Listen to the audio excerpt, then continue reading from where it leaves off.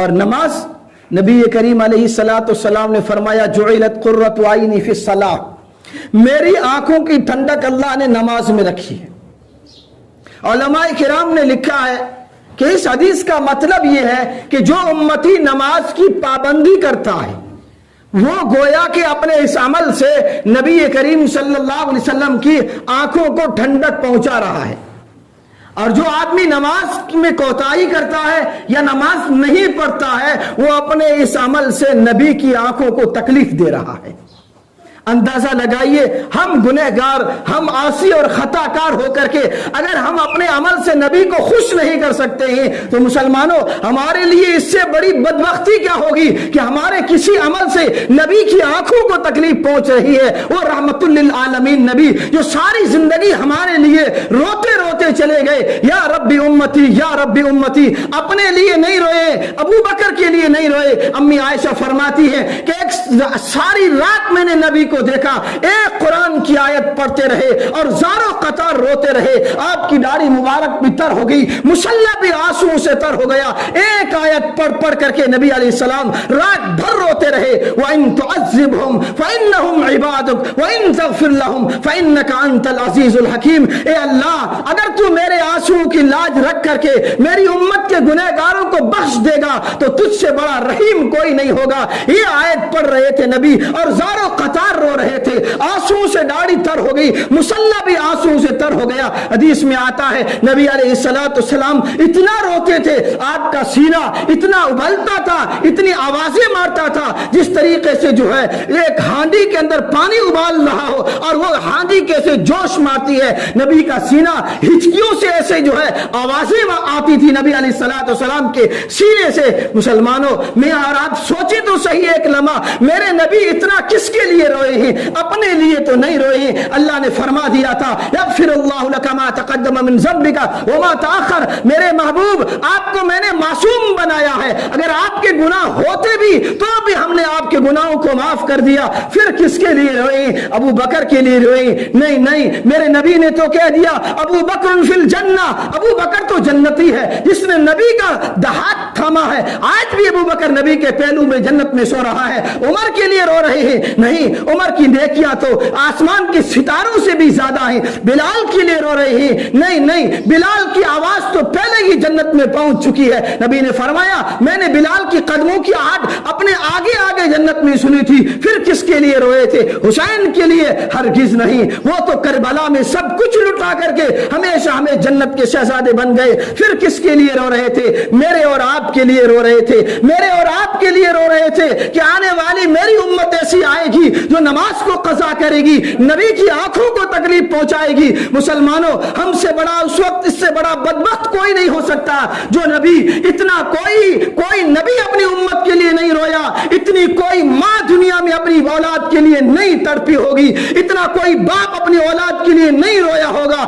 جتنا میرا اور نبی آپ کے لیے رویا ہے۔ ہر ساری زندگی یا ربی امتی یا ربی امتی، اللہ نے جبریل کو بھیجا، میرے محبوب روتے کیوں ہو، اتنا تڑپتے کیوں ہو، اتنا پریشان کیوں ہوتے ہو؟ نبی فرماتے ہیں میری امت کے گنہگاروں کا مجھے غم ستایا جا رہا ہے۔ وہ گنہگار کون تھے؟ صحابہ تو سارے کے سارے جنتی، وَكُلًّا وَعَدَ اللَّهُ الْحُسْنَى، اللہ نے سارے صحابہ کی جماعت کو جنت کا سرٹیفکیٹ دیا۔ رضی اللہ عنہم ورضوا عنہ، قرآن نے فرمایا ہے سارے صحابہ سے اللہ راضی ہو گیا، وہ اللہ سے راضی ہو گئے۔ پھر کس کے لیے رو رہے تھے؟ یقین جانیے، ہم اپنے سینوں پر ہاتھ رکھ کر کے سوچیں تو صحیح، اگر ہم اپنے اعمال کا جائزہ لیں گے تو یقیناً میرے اور آپ کے نبی ہمارے لیے روئے ہیں۔ ساری زندگی یا ربی امتی یا ربی امتی کہتے کہتے اس دنیا سے چلے گئے۔ پھر یہی نہیں ہے، ایک بڑی عجیب حدیث اللہ کے رسول علیہ السلام نے ارشاد فرمایا اللہ نے ہر نبی کو ایک دعا دی، اللہ نے ہر نبی کو ایک دعا ایسی دی کہ وہ نبی اس دعا کا استعمال کرتا، اللہ اس دعا کو 100% قبول کرتے۔ ادھر نبی کی آواز نکلتی، اللہ قبول کرتے۔ اللہ نے پہلے تمام انبیاء علیہ السلام کو وہ دعا دی۔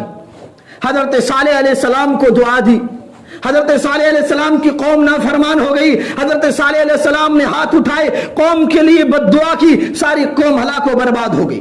حضرت نوح علیہ السلام کی قوم نے سرکشی کی. حضرت نوح نے ہاتھ اٹھائے, ربی لا تذر علی الارض من الکافرین دیارا, اے اللہ روئے زمین پر کسی کافر کو نہ رہنے دینا. ساری قوم ہلاک و برباد ہو گئی. تمام انبیاء علیہ السلام کو اس طریقے سے دعائیں ملی, اور تمام انبیاء علیہ السلام نے اپنی قوموں کی ظلم اور جو ہے بربریت کو سہتے ہوئے اس دعا کا استعمال کیا, اور وہ قوم ہلاک و برباد ہو گئی. لیکن دعا ہمارے اور آپ کے نبی کو بھی ملی.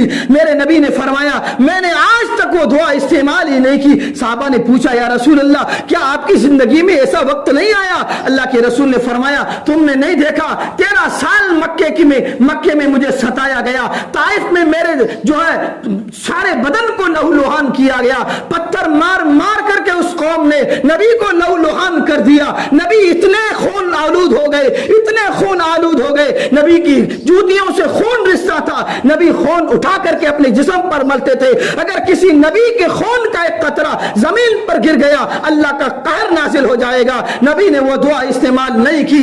حرم مکے میں نبی نماز پڑھتے ہیں, کفار و مشرکین آپ کی گردن پر اونٹ کی اجڑیاں ڈالتے ہیں, آپ کے گلے میں رسی کے پھندے ڈالے گئے, گھسیٹا گیا, آپ کے بلال کو مارا گیا, عمار کو تڑپایا گیا, سمیہ کو 2 ٹکڑے کر دیا گیا, نبی کی آنکھوں کے سامنے نبی کے جانثاروں کو شہید کیا گیا. لیکن نبی کے ہاتھ نہیں اٹھے, نبی صبر کرتے رہے. پھر وہ بھی وقت آیا کہ نبی کو خواب میں بتلایا گیا آپ کے لخت جگر حسین رضی اللہ تعالیٰ عنہ, جس کو کربلا کے میدان میں بڑی جو ہے اذیتوں کے ساتھ اور ظلم کے ساتھ شہید کیا گیا. یہ نبی کے بعد واقعہ پیش آیا, لیکن نبی کو اپنی زندگی میں بتلایا گیا. اللہ کے رسول نے خواب میں دیکھا کہ میں دیکھ رہا ہوں کہ ایک آدمی میرے حسین کو قتل کر رہا ہے اور میرے حسین کا خون جو ہے جمع کر رہا ہے.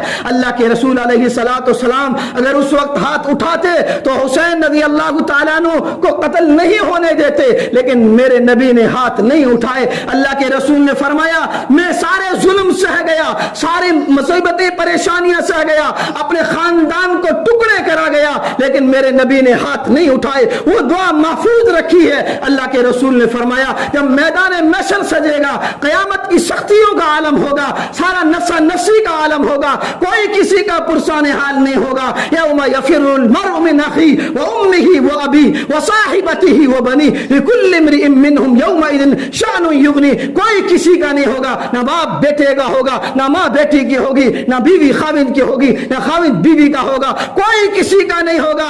سب تڑپ رہے ہوں گے, سب نفسا نفسی کے عالم میں ہوں گے. اس وقت میرے نبی سجدے میں جائیں گے, اے اللہ تو نے مجھے ایک دعا دی تھی, میں نے اس کو دنیا میں استعمال نہیں کیا, میں نے اپنی امت کے گنہگاروں کے لیے رکھا تھا. اے اللہ آج میں ہاتھ پھیلاتا ہوں کہ میری امت کے گنہگاروں کو بخش کر کے جنت میں داخل کر. یہ میرے نبی کا درد تھا, یہ میرے نبی کی محبت تھی, یہ نبی کا غم تھا. کس کے لیے؟ ہمارے اور آپ کے لیے تھا. ہم اپنے اعمال سے نبی کو کتنی اذیتیں پہنچا رہے ہیں اور کتنی نبی کی آنکھوں کو ٹھنڈک پہنچا رہے ہیں. یہ ہمیں اور آپ کو اپنے اعمال کا جائزہ لینا ہوگا. کم از کم اپنی زندگیوں میں نماز کو قائم کریں. وہ نبی جو زندگی بھر ہمارے لیے تڑپتا چلا گیا, زندگی بھر روتے روتے جو ہے آنسو سے تر ہو کر کے وہ دنیا سے چلے گئے.